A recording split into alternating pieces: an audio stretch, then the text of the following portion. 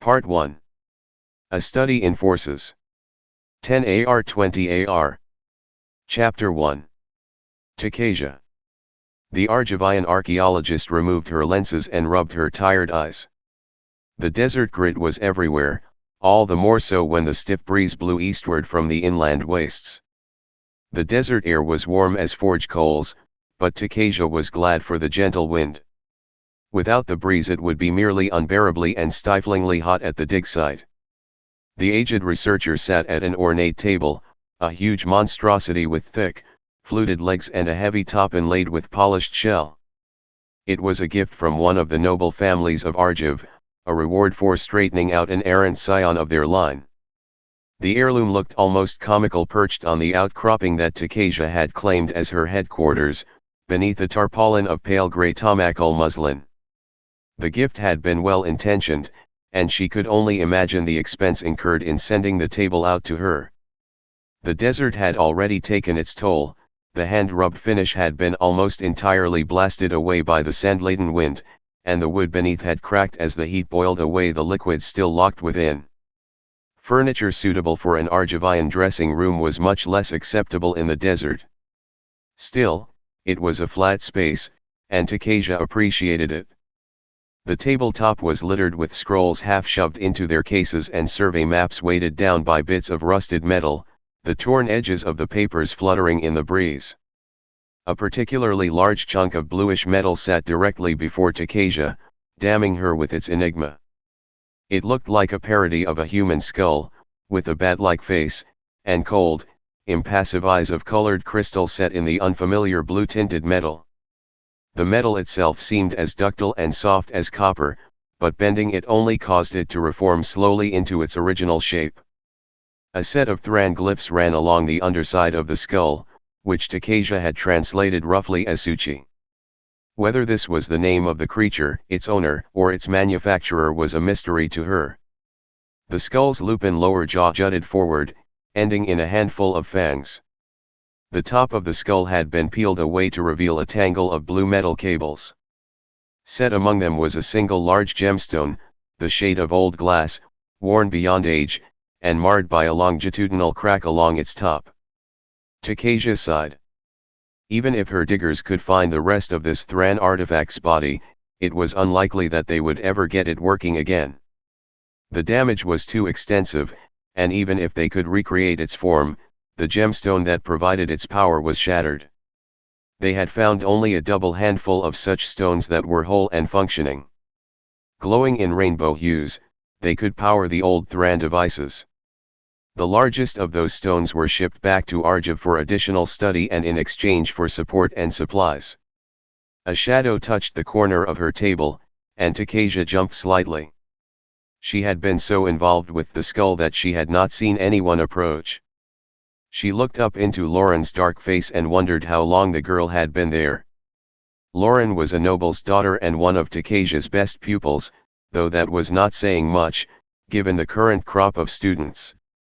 Early in Tocasia's career she had accepted the financial support of many of the noble houses of Penregan.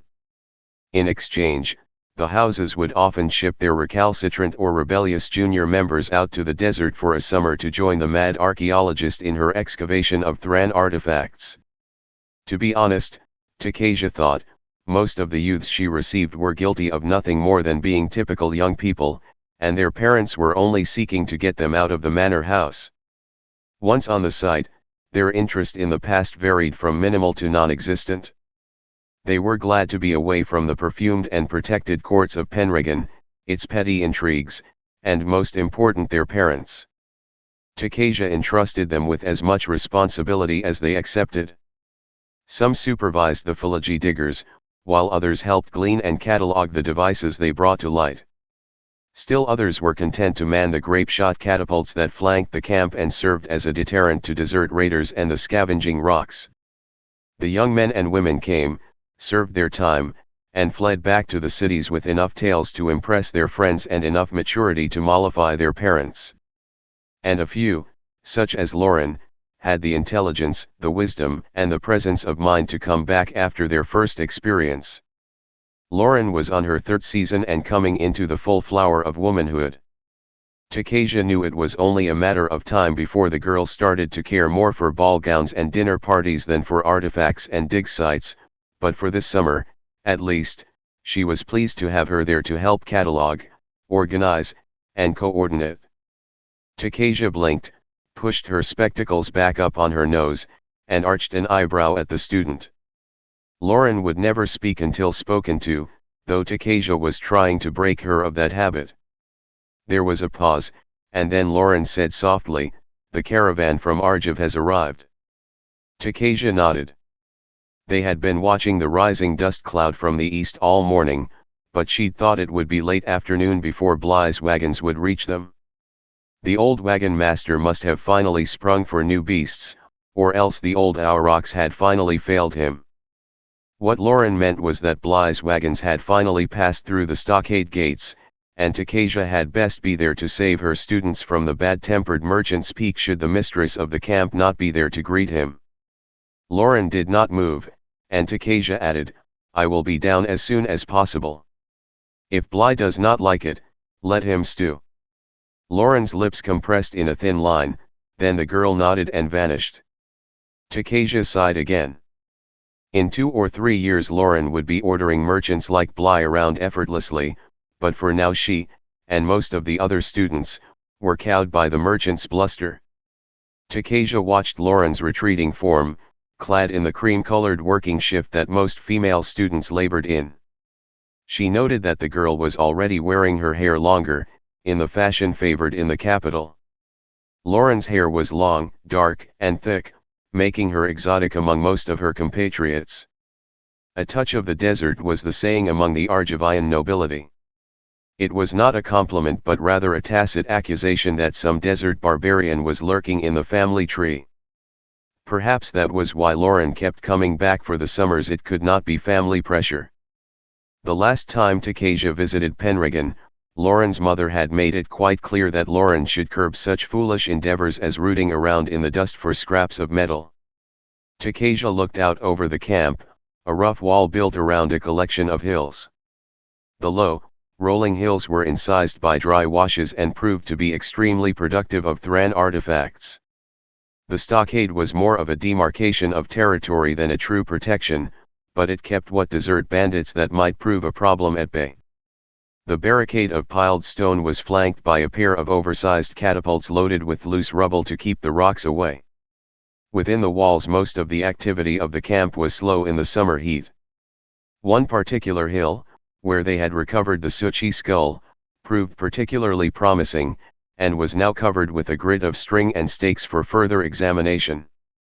The slow-footed Onulets plodded to meet the wagons, steered by noble boys who enjoyed thwacking the great albino beasts with their makeshift goads. The gate had closed on the last wagon now, and a wide-girthed figure leapt from the lead carriage, waving his arms in an animated fashion. Bly seemed to enjoy terrorizing the students out here, perhaps because he had to kowtow to their parents back in Penregan. Tocasia smiled at the thought of Bly back in the Argivian capital, hat in hand, head bowed slightly, trying to enunciate his requests without resort to curses. The desert was probably the best place for him as well. The archaeologist ran her hands through her short graying hair, trying to shake out any non-existent tangles. When she had been young her hair had been longer and almost as dark and luxuriant as Lauren's. There might have been a touch of the desert in her family tree as well. Still, age tended to make all peoples equal, and her shorn locks were easier to care for in the desert. Tocasia gave the blue metal skull an affectionate pat and rose from her camp chair. She reached for her walking stick, a shattered fragment of wood and bright steel from some unknown Thran mechanism. She was still spry enough to justify the staff as a walking stick to aid her in navigating the uneven ground and not as a crutch. But aches in her joints in the cool of the early desert morning told a different tale. Tocasia took her time descending from her perch. Bly would bluster and complain, but that never stopped him from dealing. The artifacts and saleable loot he would bring back from the site was worth the long and arduous trip inland. It was no surprise, then, that once she reached the wagons there was a wide circle of students and teamsters surrounding the wagon master. The surprise was the pair of young men that Bly was berating. The two were strangers. One was dark-haired and stocky, and flinched every time Bly bellowed. He was half hiding behind the other, a lean, tawny-haired boy who stood bolt upright, taking the full blast of the wagon master's thunder. "Frauds! Cheats! Liars!" shouted Bly. The pair were all of 10 years old, Tocasia guessed. 12 at the outside. That was about the age nobles first considered sending their children out to Tocasia's camp. But these were not her students, and no new arrivals were expected until the beginning of the next season. Lauren was at one side of the crowd, looking both embarrassed by the scene and relieved that she was not the object of Bly's temper. "You seek to cheat me. Now get busy unloading, you motherless dogs," sputtered Bly, a crimson hue crawling through his face. The dark-haired boy raised his fists and took a step forward. The older blond lad held out an arm to block his companion, but his eyes never left the wagon master. "Sirrah," he said calmly, though loud enough for the surrounding crowd to hear, "we had a bargain. We would work for you to pay for our passage here. We are now here, so we will work for you no longer." Wagon Master Bly turned an apoplectic purple. "You agreed to serve as hands for the journey. The journey isn't over yet, we still have to get back to Penregan." "But then we'll have to get back here on our own," exploded the stockier boy, leaning forward against the other's restraining arm. "What's going on here, Bly?" said Tocasia. The wagon master wheeled on the scholar, blinking as if he had only just then noticed her. "A private matter, Mistress Tocasia. Nothing more." The leaner of the two youths stepped forward. "You are Tocasia the scholar." "We're not finished," Bly started, but Tocasia held up a hand and replied to the youth. "I am," she said. "I am Urza," said the youth. "This is my brother Mishra." The sturdier of the two boys nodded, and the lean youth fished out a battered envelope from within his vest. The seal on the flap, the imprint of a familiar noble household, was intact, but it looked as if the letter had made the entire trip next to the boy's skin. Bly drew in his breath sharply at the sight. Tocasia looked at the two youths, then at the wagon master. She slid a sandblasted nail beneath the flap and popped the letter open. The script was fluid and well-formed, dictated to a scribe, but the signature along the bottom was recognizable, if weak and jerky. There was a silence for a moment as she read, and both Bly and Mishra shifted impatiently, waiting for the opportunity to start the argument again. The youth Urza stood impassively, hands folded in front of him. Tocasia folded up the letter again and said thoughtfully, "Well, that's that." To the two boys she said, "Get your things, and follow Lauren there to your quarters." To Bly she said, "These two are now my responsibility. They are joining as students." The purplish hue returned to Bly's face. "But they owe me half a trip. You're telling me that I have to let these snipes break an agreement just because of some letter?" Tocasia let the wagon master complain. She watched the boys pull a pair of slender backpacks from one wagon and lope after the slim form of Lauren. Only when they had passed through the crowd and that crowd had dispersed to tend to the immediate business of unloading the supplies did she turn her attention to Bly. "Your agreement was for them to work their way through their journey," she said sharply. "When they arrived here, that journey ended. They are taking up residence here. Do you understand?" There was steel in her voice, and even Bly knew he could not push the scholar around when she took this tone. Instead he took a deep breath and forced himself to calm. Tocasia held up the letter. "This is from their father, from whom I have not heard for many years. What do you know of him?" Bly stammered for a moment, then said, "He's not well at all. Remarried recently a virago, a real vixen from a good family with her own children. He was taken seriously ill about a month before we left Penregan. He might be dead by this time." "He might be," said Tocasia solemnly. "Or he might be too ill to see to his son's well-being. You didn't know about this letter, Did you? The wagon master looked at his feet, embarrassed. No, you did not, continued Tocasia. Because if you had, you wouldn't have tried to lock those children into such a hard bargain. Full trip indeed. Knowing you, you probably worked those two as hard your aurochs, if not harder. Because you knew that without the letter I wouldn't take them in on just their word. The new mother, she's a hell kite, said Bly softly, by way of explanation. Wanted them gone, but wouldn't spend a groat on their well-being. Didn't want to dip into the family monies, since they're all probably hers right now. So you gave the boys a break, worked them like slaves, and tried to keep them, since no one would notice their fate, said Tocasia. That's low, even for you, Bly. Now get the supplies unloaded, and yes, I'll do a complete inventory, thank you. And then we'll load the wagons for return. There are some items there that will fetch you a goodly profit, despite your scandalous behavior. Tocasia wanted to lecture Bly a bit longer, but Lauren came running up. Mistress Tocasia, the new boys. Tocasia scowled at the student. The young girl had actually spoken up, so it must be important. Yes. They're in a fight, said Lauren. With Richlaw and a couple of the other boys. Tocasia uttered a mild curse. Bly chuckled. I can always take them back if you want, scholar, he said. The scholar shot the wagon master a look that would skin an ox at 15 paces. To Lauren she said, get Amel and a couple of the other diggers to break it up. And bring the boys to my tent. Lauren hesitated, and Tocasia practically stamped her foot. Now. The young girl disappeared in a puff of dust, and Bly said, I think that pair are more trouble than they are worth, if you don't mind me saying. I wouldn't be surprised, grunted the scholar.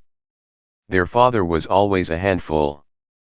So you're going to keep them, asked the wagon master, shaking his head. Tocasia sighed. I owe their father that much. For an old favor. Must be some favor, said Bly. What did he give you? Only my freedom, said Tocasia, and turned away from the wagon master without waiting for a reply. Bly looked at Tocasia's back as she walked back up the hill. Was it his imagination, or did she seem to be older and more fragile than she had been a few moments ago? Then he heard hoarse shouts among the wagons, and the thought was driven from his head. You lot, he bellowed at the teamsters, throwing himself back into the work. Have you never hauled freight before? That stuff's delicate. Handle it like you would your sister's newborn, or we don't get paid. The hill seemed steeper to Tocasia on the way up than it had on way down, and the boys were already waiting for her when she reached the top. Amel and Lauren were there as well. The leader of the desert tribe diggers nodded sharply at Tocasia. In Philology, the desert tongue, he said, watch the little one. He was all fists and bites when we pulled him off. So much fire in one so small. The big one bloodied Richlaw's nose, but nothing's broken. Tocasia responded in the same language, Richlaw deserves to have his nose bloodied. Tell him he's on kitchen duty for the rest of the month. And move the boys' gear to have axe barracks instead. Amel nodded and left the tarp. Lauren made no move to leave until Tocasia instructed her to keep an eye on Bly. The archaeologist strode around her table, sliding the walking cane back into its holder, a drum-shaped basket made from an onulet's foot. She leaned on her palms on the desk and looked at the two boys.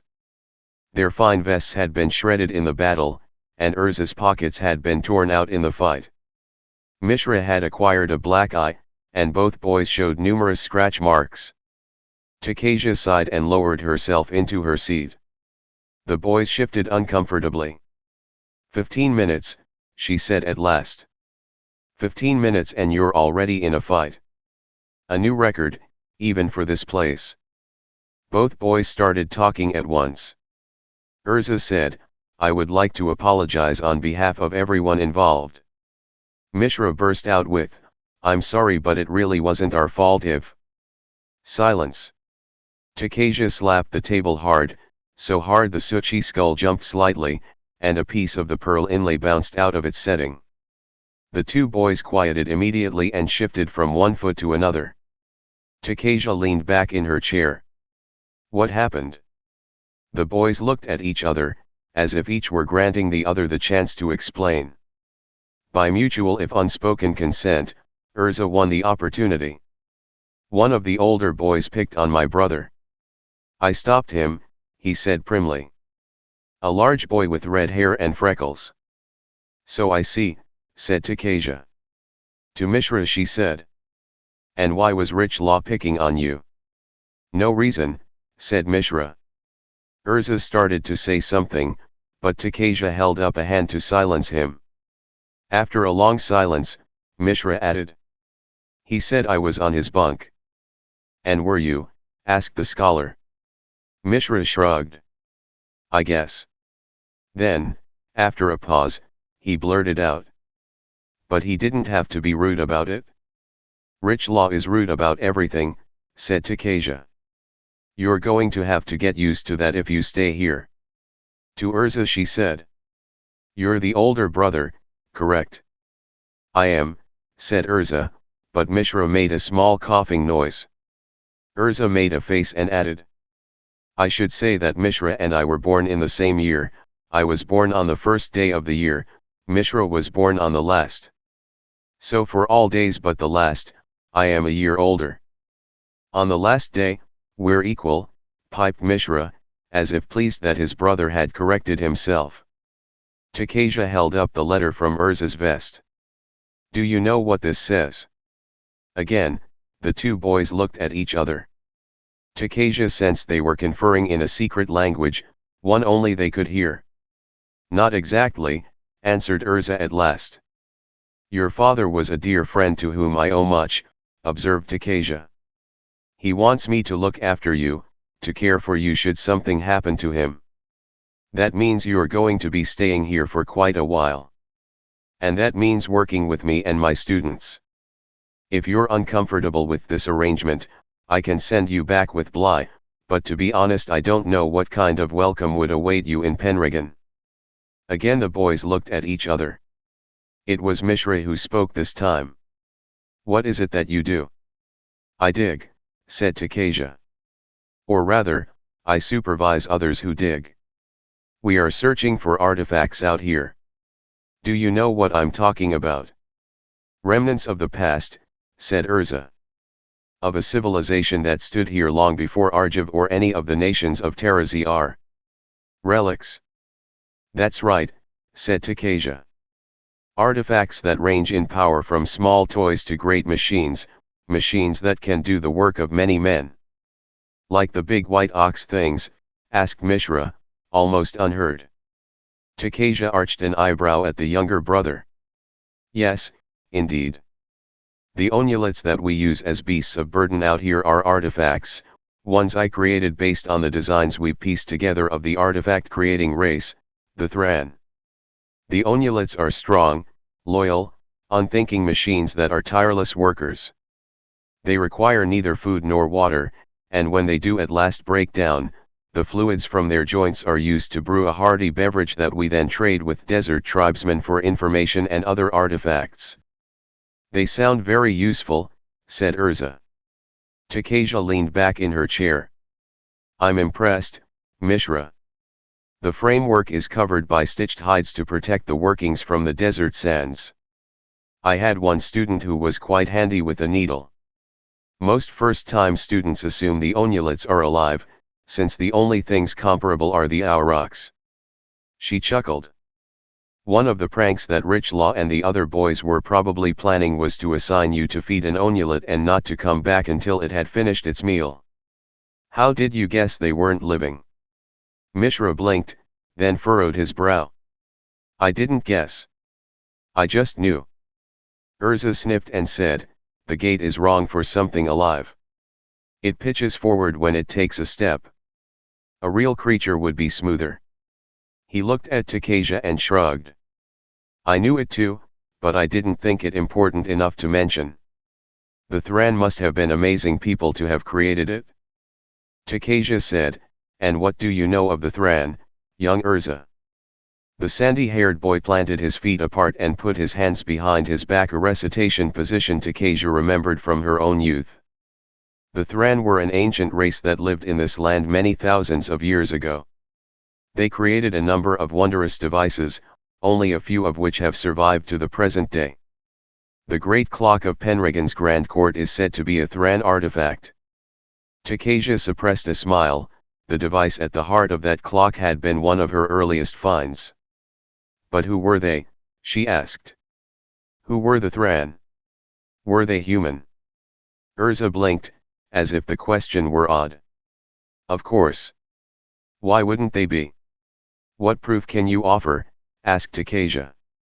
Urza thought for a moment, and Tocasia noticed he dropped his head slightly as if trying to support a thought-filled head with his chest.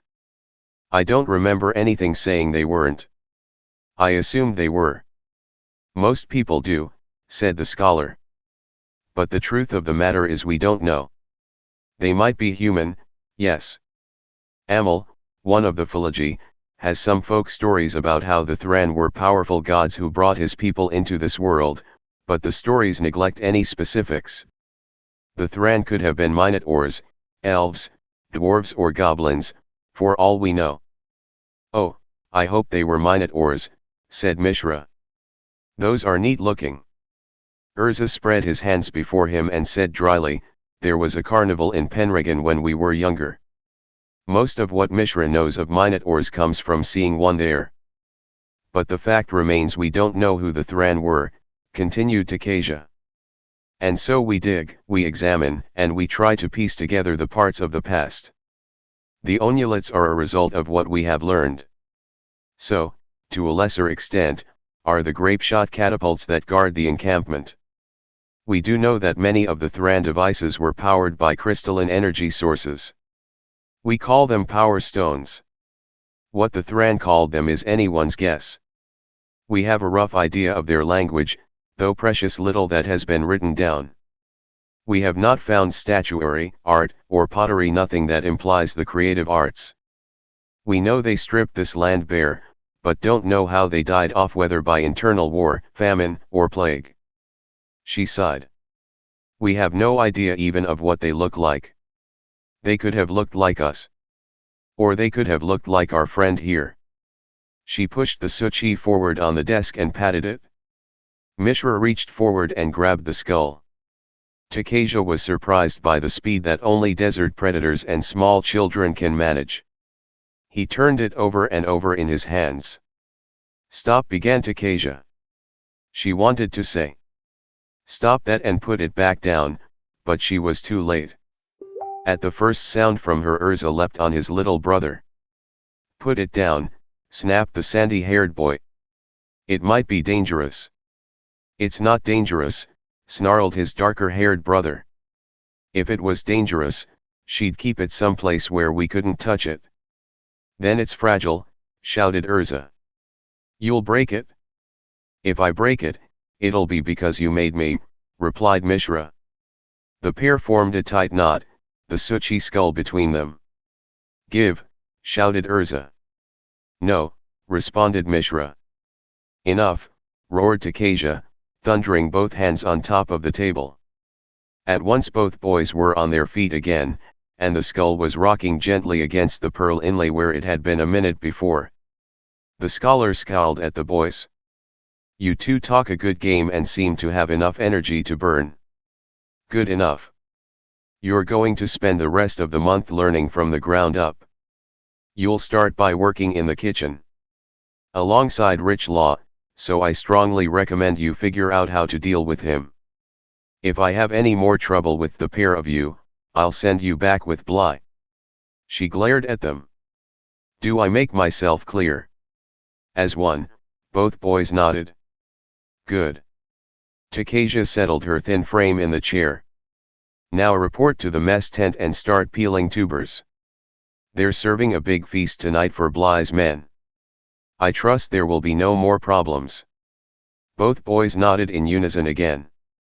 Tocasia waved them out, and they vanished from her tarp, leaving trails of dust behind them as they scampered down the hillside.